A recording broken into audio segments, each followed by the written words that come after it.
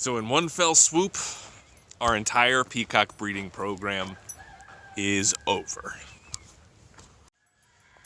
What's up everybody, John from Old Running Farm here, freshly laundered. Thanks for joining us today. Okay, there are some Polish chickens that are out. Looks like somebody may have forgotten to shut and lock the door. So before we launch into today's video, let's see if we can wrangle some chickens. Got one.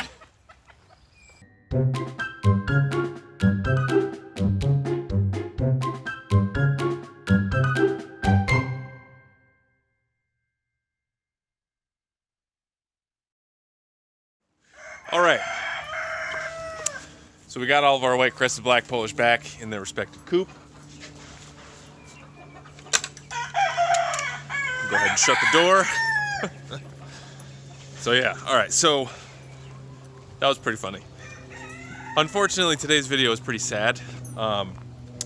So like I said at the beginning, in one fell swoop, about the time of a week, we have our entire peacock breeding program has been decimated. So as we go into our peacock enclosure here, I'll tell you the story. So it was last week, we came out here and we saw a bunch of feathers on the ground. Didn't see Gary. Gary's our male peacock. And you know, when we had set this up, you know, people around here free range their peacocks and, you know, without too much trouble. So we were sort of figuring like, you know, we're making an enclosure that's more to keep them in than to keep stuff out. You know, figuring that they're big enough to defend themselves. You know, they're not like little chickens. You know, when we move them from their temporary coop to here, their permanent house, you know, they're hardy birds. They're tough. They're not, you know, little baby chickens, bottom of the food chain type thing. So the amount of shock that we had to come out and find Gary gone, and you know, just the only thing we saw were signs of a struggle, feathers on the ground, and you know, we looked down at the bottom and we saw something had dug underneath here. And so, you know, we have chicken wire that goes down to these boards, which are real thick. You know, some of these are like 3-4 inches thick down at the bottom. And so something had dug under them. So then the next day, or that same day, I went and I added a skirt. So what we do for our chickens is we add a skirt of welded wire all along the bottom. So obviously you can't see it here because there's just a big pine log there. But for example, over here, you can see down at the bottom, let me switch this around. So usually what we'll do is we'll have 2 feet of welded wire up to the edge, and then we'll go up so that something can't like pull through it. Since we have the top cuts along the bottom, we don't really need that. So to deter digging animals, you know, we have this welded wire, which is much stronger than chicken wire, and that should prevent them from digging underneath. And you can see we have some top cuts all along the sides to try to prevent animals from digging. Because for the most part, when an animal digs to get under something, they're just gonna dig straight down, over a little bit, and straight up. So the thought is, with the welded wire going 2 feet out, nothing's gonna dig down and then 2 feet through the ground and then up. Especially around here, we have so many rocks, that would be next to impossible to do. So, you know, our mistake there for assuming that our peacocks would be safe from something digging. So, you know, we thought we were good there. We still had our 2 girls. And then a couple days later, Kat came out to take care of the peacocks and noticed she only saw one of them. And she found the other one right about here, dead on the ground. and a raccoon making his way up this tree. Now, when I tell you that Catherine is a lover of animals, I mean that. You know, I am the one who has to deal with, the death on the farm and, animals passing and taking care of that, just because it hurts her so much. But the rage that she had in her eyes at that raccoon when she found it, it was big time. I've never really seen Catherine like that. And, I'm sort of the same way. I'm pro animal, and for the most part, we understand, we lost like $200 worth or more, like $700 worth of tulips last year at our old place due to deer. And now, it's one of those things where if a deer wants to come along and eat a tomato or eat some kale or whatever, that's nature tax. But when it comes to our peacocks, that's some serious stuff. And so, I don't know if this is gonna come through, but so he pulled this off. And so this is how he scurried up under there, right through our aviary netting. And I think he came in this way, because I don't know if you can see way up here, this got pulled down as well. So, to finish the story up, so he scurried up that tree, way up there, and he just stayed there all day. And I came down several times to check and see if he was still there, and he was. And at some point, I don't have a gun, and we have a neighbor of ours who did, and he was able to come over and dispatch the raccoon for us. And like I said, we are pro animal. We understand the nature tax. But when you come over and you kill $600 worth of our peacocks, we got problems. Especially when you do it in the morning when my wife sees you doing it, so we're 100% sure it's you.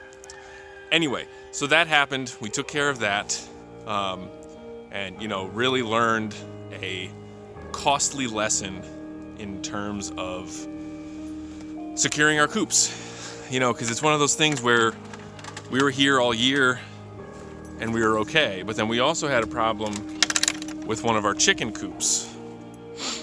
We found, because it's one of those things where you have animals and you have them outside, predators are going to try to find a way, and they're going to try to exploit every weakness that you have in your, coops. So, costly lesson, because they also got some of our Iamsomanis, which are, again, very expensive birds. So, I'll show you what happened over here. So this was our big coop. And now originally we had like some gaps over here because we lock our chickens up every night. So even if something got in, we were thinking that they wouldn't be able to push in. But so what happened in here was that we actually had some gaps in the roof. And so we plugged those up. You can see these 2x4s that we used to plug all the holes, even back here. But what happened was, even with this, something came up and pulled the roofing panel up to get in. So if you look at it over here, you can see that one panel right there. They pulled it up.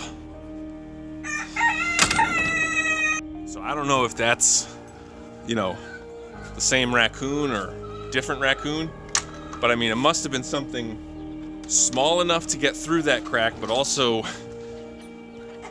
smart enough to understand how roof panels work. And I think because raccoons have, opposable thumbs, or at least opposable digits, that's my main suspect.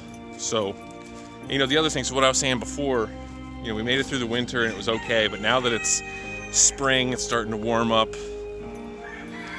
Predators are starting to have their babies, they need to feed their young, so we need to be extra vigilant in what we're doing. So this weekend, we're gonna secure that coop because we just have so many chicks that are gonna be ready to go out soon, and we need to just get that down. And I don't know what we're gonna do with the peacocks because we can't do anything with them right now because we just have one girl. So our thought is we're gonna try to sell her, find somebody who has a nice home for her, but also try to recoup some of our money because we spent a lot of money on those peacocks. And then, so hopefully we can do that, and we'll secure the chicken coop, and hopefully we can secure the peacock house, and hopefully we can make something out of it. You know, I don't know what we're gonna put there that'll make sense. You know, it's tough because we put the house up on a tree. You know, I thought that was such a cool design, but it makes it tough to lock them in at night. So maybe chickens would work in there if we can train them to go in the house at night. If we did secure the bottom, we would just have to secure the top some more. But anyway, we'll have to figure it out. Because one other thing that we found, I'll show you this. So I was just taking a walk down here because they're building this monstrous house right on our property line. And then I came upon this bad boy. And I don't know if this is actually coming through. Oh, there we go. So that, to me, let's see if I can get close to it, looks like bear scratches. So, and that's, you know, so that's my hand, so you can see the size of it. It's a pretty big bear scratch. I don't know what else that would be. We have bobcats, but I don't think bobcats can make ruts that deep in wood. You know, this is a white oak tree, so that's not nothing. And last year when we first moved in, I actually saw a bear walking in the corner of our flower farm, so basically from over there to over here. So, you know, they did an awful lot of clearing on that property next door, which, you know, drove some predators this way.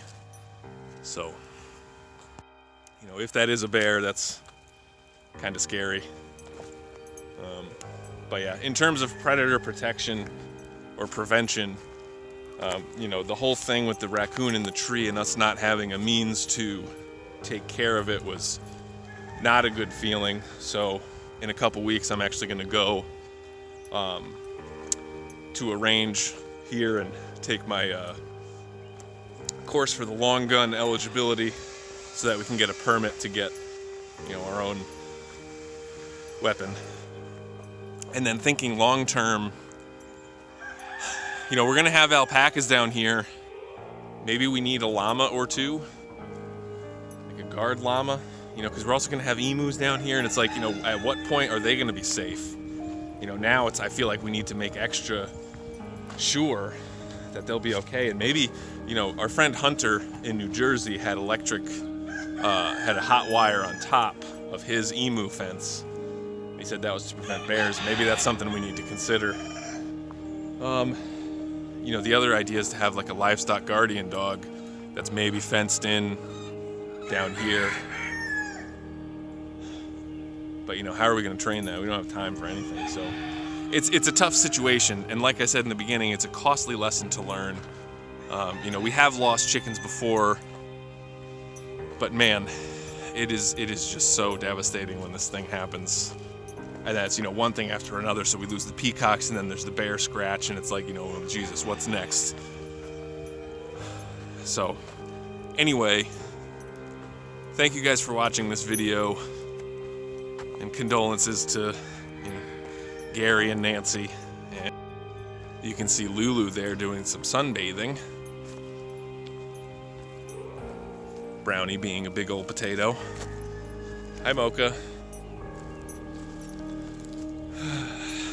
It's a nice day today. Real spring day. That's nice.